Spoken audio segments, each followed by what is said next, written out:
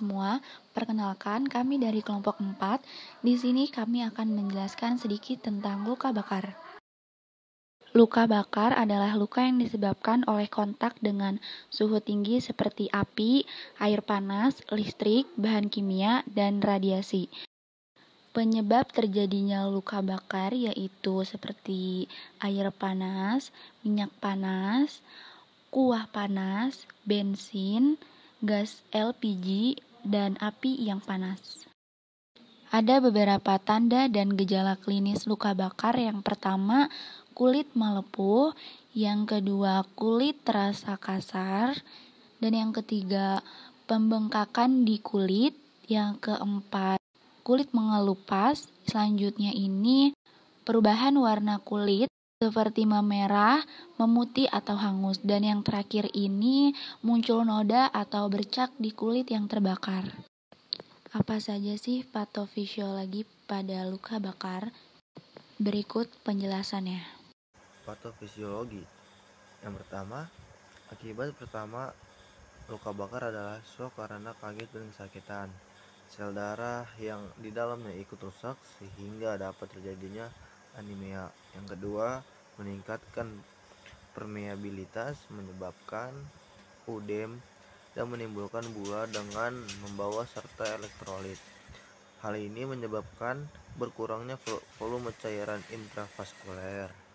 Tubuh kehilangan cairan di antara 0,5% per sampai dengan 1%, atau bisa disebut dengan blood volume. Setiap 1% luka bakar, kerusakan kulit akibat luka bakar menyebabkan kehilangan cairan tambahan karena penguapan yang berlebih. Yang ketiga, bila luka bakar lebih dari 20% akan terjadi shock hipovolemik dengan gejala yang khas yaitu gelisah, pucat, dingin berkeringat, nadi kecil dan cepat, tekanan darah menurun dan produksi urin menurun, atau bisa dengan kegagalan fungsi ginjal. Selanjutnya ada fase luka bakar. Fase akut atau fase shock atau bisa disebut dengan fase awal, yaitu fase ini dimulai dari saat kejadian sampai penderita mendapat perawatan di IRD atau unit luka bakar. Pada fase ini, penderita luka bakar akan mengalami ancaman dan gangguan airway atau jalan napas, breathing, mekanisme bernapas, dan gangguan sirkulasi. Yang kedua, fase subakut. Fase ini berlangsung setelah fase shock berakhir atau dapat teratasi. Luka yang terjadi dapat menyebabkan beberapa masalah, yaitu proses inflamasi atau infeksi, problem penutupan luka, dan keadaan hipermetabolisme. Yang ketiga, itu adalah fase lanjut. Fase ini penderita sudah dinyatakan sembuh, tapi tetap dipantau melalui rawat jalan. Problem yang muncul pada fase ini adalah penyulit berupa parut yang hipertropik, keloid, gangguan pigmentasi, deformitas, dan timbulnya derajat kedalaman luka bakar dibagi menjadi 3. Yang pertama, luka bakar derajat 1, yang kedua, luka bakar derajat 2, dan yang ketiga, luka bakar derajat 3. Mari kita bahas satu persatu. Yang pertama, luka bakar derajat 1. Kulit hipermik berupa iritem, tidak dijumpai bulae, terasa nyeri karena ujung-ujung syaraf sensorik teriritasi. Yang kedua adalah luka bakar derajat 2. Kerusakan meliputi epidermis dan sebagian dermis, berupa reaksi inflamasi disertai proses eksudasi. Terdapat bulae, nyeri karena ujung-ujung saraf sensorik teriritasi. Yang terakhir, luka bakar derajat 3. Kerusakan meliputi seluruh tembal kulit dan lapisan yang lebih dalam sampai mencapai jaringan subkutan, otot, dan tulang. Organ kulit mengalami kerusakan, tidak ada lagi sisa elemen epitel, tidak dijumpai bulae, kulit yang terbakar berwarna abu-abu dan lebih pucat sampai berwarna hitam kering. Terjadi koagulasi protein pada epidermis dan dermis yang dikenal sebagai esker, tidak dijumpai rasa nyeri dan hilang sensasi sensasi karena ujung-ujung sensorik rusak.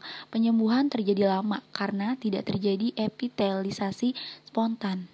Apa saja sih yang harus ditanyakan dalam melakukan anamnesa? Apa saja sih yang harus dilakukan dalam anamnesa dan apa saja sih yang harus ditanyakan pada saat anamnesa? Yang pertama, perkenalkan diri sendiri dan selanjutnya bertanya kepada pasien berkenan atau tidak untuk menjawab pertanyaan dari anamnesa. Yang ditanyakan pada anamnesa yang pertama yaitu nama, tanggal lahir, agama, selanjutnya fisioterapis pekerjaan, pemeriksaan vital sign, keluhan utama, dan pemeriksaan nyeri riwayat penyakit sekarang. Setelah melakukan dan pasien bisa menjawab apa yang pasien rasakan saat datang ke fisioterapis oleh pasien. Selanjutnya pasien bisa menjawab apa sih riwayat penyakit dahulu, pada kasus riwayat penyakit keluarga, riwayat penggunaan obat, luka bakar, dan selanjutnya fisioterapis melakukan vital sign dan pemeriksaan nyeri vas. Setelah melakukan anamnesa, fisioterapis langsung melakukan penanganan kepada pasien. Jadi sekarang kita akan ada penanganan buat luka bakar. Yang pertama itu kita asesmen dulu nih pasiennya. Kita lihat dulu nih dari kedalaman luka bakar tersebut dan luas area yang terkena luka bakar. Terus kita juga lihat nih dia terkena burn atau tidak. Nah terus juga kita lihat apakah ada jaringan elektroda atau elektromagneta. Terus setelah itu kita intervensi dulu nih. Kita tanya dulu apakah pasien merasa nyeri atau tidak. Ibu, apakah ibu merasa nyeri atau tidak pada luka bakar tersebut? Terasa nyeri. Mungkin kalau dari skala saya kasih nomor 1 sampai 10 di skala nyerinya itu ada berapa? 5. Berarti pasien tidak terlalu merasakan nyeri hingga ke dalam. Nah, untuk penanganan itu yang pertama itu kita lihat dulu pasien bisa gerak aktif atau tidak. Coba ibu tangannya diginiin bisa tidak? Bisa. Terus kalau diginiin bisa tidak Bu? Bisa. Nah, cuman mungkin pasien agak sedikit terbatas dalam penanganan dari dorsal dan dorsal fleksi dan palmar fleksi. Nah, kemudian setelah kita melakukan gerak aktif beliau bisa, mungkin kita sedikit gerak pasif agar pasien bisa full ROM seperti dorsal fleksi sampai segini dan terus palmar fleksi seperti ini. Nah setelah sudah alangkah baiknya kita kasih masas. Masasnya itu diapain sih? Masasnya itu bisa di friction, terus bisa ditekan atas, bisa ditekan bawah. Nah, yang pertama itu kita masas dulu nih. Kita lihat dulu nih ya dari jaringan yang terkena atau tidak. Kita utamain jaringan yang terkena. Yang pertama itu masasnya kita friction. Frictionnya itu kita bentuk sirkuler seperti ini.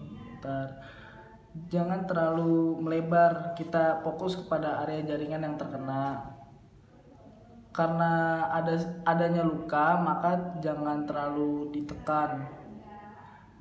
Seperti itu. Nah, yang kedua kita friction ke arah proksimal dan distal seperti ini.